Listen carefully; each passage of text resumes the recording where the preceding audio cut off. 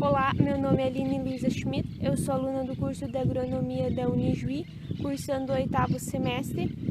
Esse vídeo então é uma atividade realizada para a disciplina de Plantas de Lavoura 2, ministrada pelo professor Ivan Carvalho. Bom, nesse vídeo então irei falar sobre duas espécies de trigo, o Triticum aestivum, mais conhecido como trigo comum. A farinha fabricada com os grãos desse trigo é utilizada principalmente para fabricações de pães e bolos. O outro trigo é o Triticum durum, mais conhecido como trigo duro.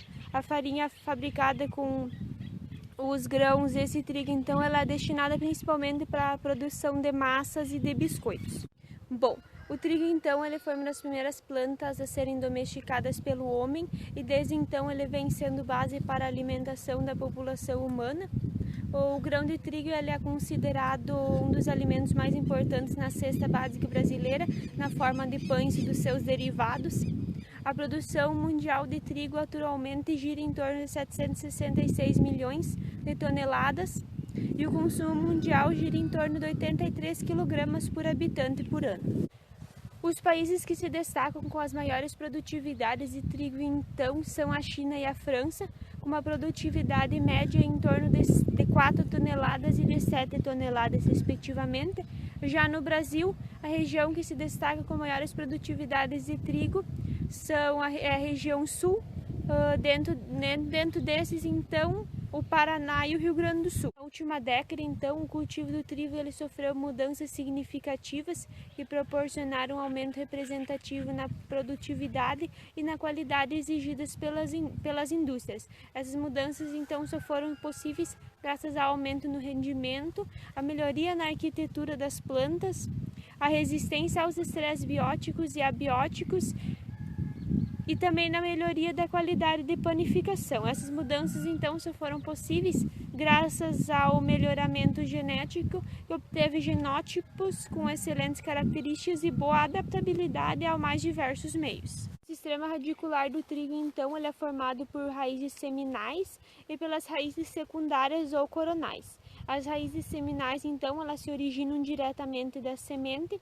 e as raízes secundárias têm origem na coroa, está logo abaixo do solo e acima da semente. Essas raízes, então, elas são responsáveis por sustentar a planta e por proporcionar a absorção de água e de nutrientes. A planta do trigo, então, no final, ela possui de 5 a 6 folhas. Essas folhas, então, elas são compridas e finas, formadas por bainha, lâmina, lígula e um par de aurículas. O colme é cilíndrico e oco e possui de 4 a 7 entrenós. Na fase de afilhamento, então, aproximadamente 15 dias após a germinação, são emitidos novos colmos, então, que são denominados de afilhos. Já a inflorescência do trigo, ela é uma espiga formada por espiguetas alternadas e opostas nos raquis, onde serão formados os grãos. Bom, aqui nós temos então algumas plantas de trigo em seu estágio inicial de desenvolvimento com aproximadamente 6 dias após a emergência. Como vocês podem observar aqui, as folhas do trigo então elas são compridas e finas. Bom, como vocês podem observar aqui, então nós temos algumas plantas de trigo.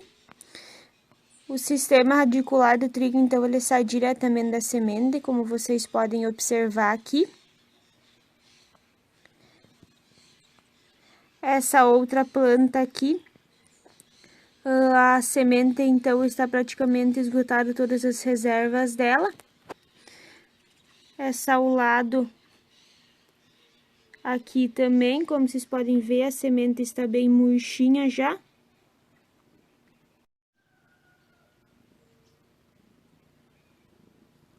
Bom, como eu já falei anteriormente, irei especificar sobre duas espécies de trigo. A diferença básica entre o trigo duro e o trigo comum é que o trigo comum, então, ele é uma espécie alexaploide que possui em sua constituição genética 3 genomas, o A, o B e o D. O genoma D é responsável pela característica de panificação que a farinha do grão do trigo comum possui. Já o trigo duro, ele possui apenas o genoma A e o genoma B na sua constituição. Em função de não apresentar o genoma D, as farinhas que são produzidas com esses grãos de trigo são destinadas principalmente à produção das massas, porque ela não apresenta característica de panificação para ser produzidos pães e bolos. Outra diferença entre essas duas espécies de trigo é a coloração dos grãos. Enquanto que o trigo comum apresenta uma coloração de grãos em tons de vermelho, o trigo duro, a coloração do seu grão é branco e cristalino. A produção do trigo duro, então, ele está basicamente concentrada no Oriente Médio, no norte da África e no continente asiático.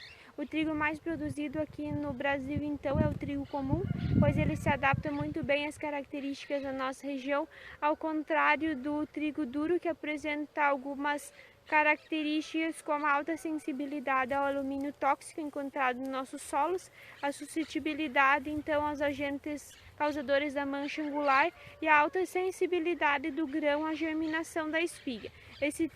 O trigo duro, então, ele se adapta muito bem a regiões com o clima mais semiárido, onde não apresentam precipitação pluviométrica muito grande.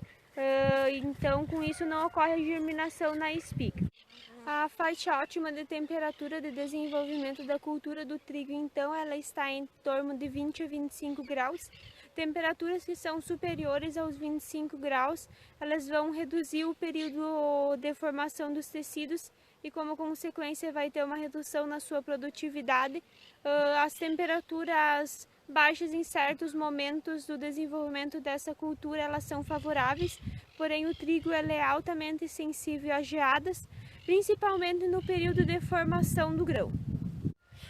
A semeadura da cultura do trigo, então, ela é realizada em sua grande maioria em linha, com o espaçamento de 17 a 20 centímetros e com uma densidade de semeadura de 300 a 330 sementes por metro quadrado.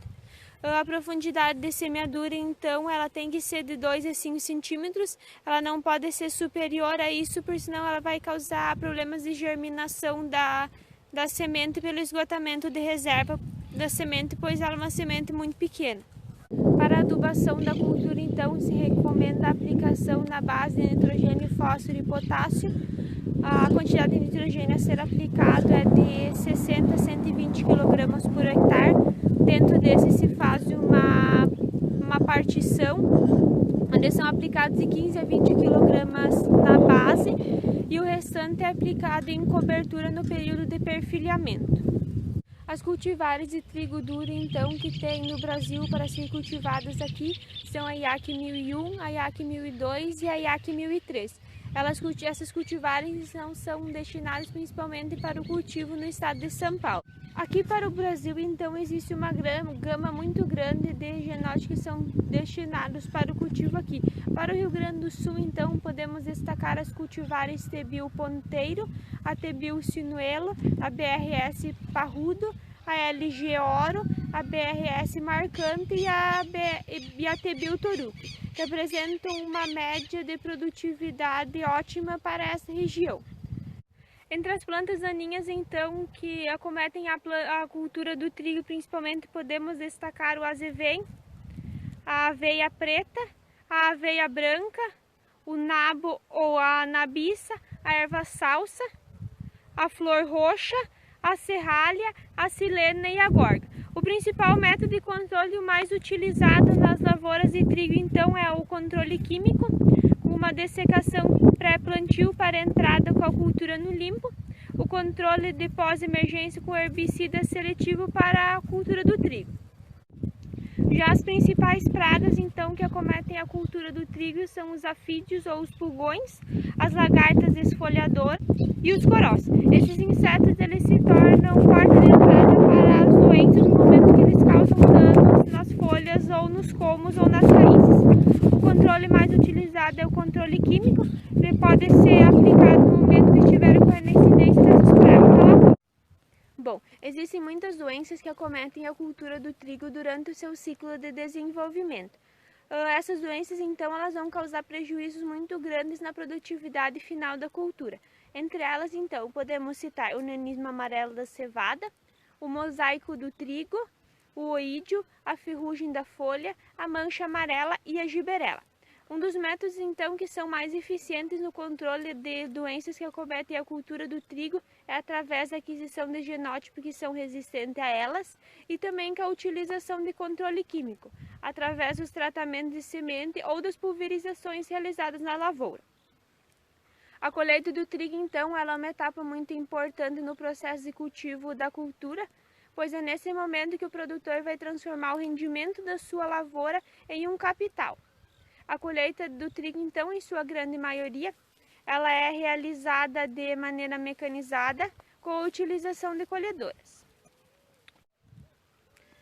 Bom, o trigo, então, ele é colhido quando ele apresenta uma coloração dourada da sua espiga e quando ele apresenta um teor de umidade de 15 a 18%. Esse é o ponto ideal, pois assim não vai ter perdas por debulha e também não vai ter perdas por qualidade em relação à quebra de grãos.